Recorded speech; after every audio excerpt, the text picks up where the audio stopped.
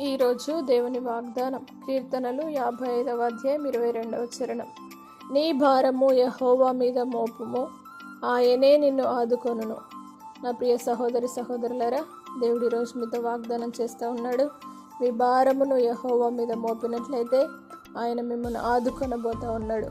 మిమ్మల్ని ఆదరించి, మిమ్మల్ని సేదతీర్చి, మీ జీవితంలో ఉన్న ప్రతి సమస్యను తొలగించి, మీ జీవితంలో గొప్ప మేలు చేత నింపబోతున్నాడు. కాబట్టి చాలాసార్లు మీకున్న సమస్యను మీరే మోసుకుంటూ బాధపడుతున్నట్లయితే దేవుడి రోజు మీతో మాట్లాడుతూ ఉన్నాడు.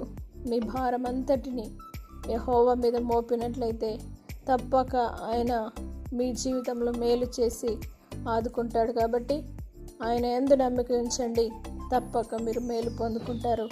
దేవుడు మీ జీవితంలో మేలు చేయునుగాక. ప్రార్థన. పరిశుద్ధుడా, నమ్మదగిన దేవా, నీ వాగ్దానం సెలవిచ్చిన విధంగా నీ భారము యెహోవా మీద మోపుము, ఆయనే నిన్ను ఆదుకొనునని తెలియజేసిన ఈ వాగ్దానాన్ని బట్టి నీకు వందనాలు.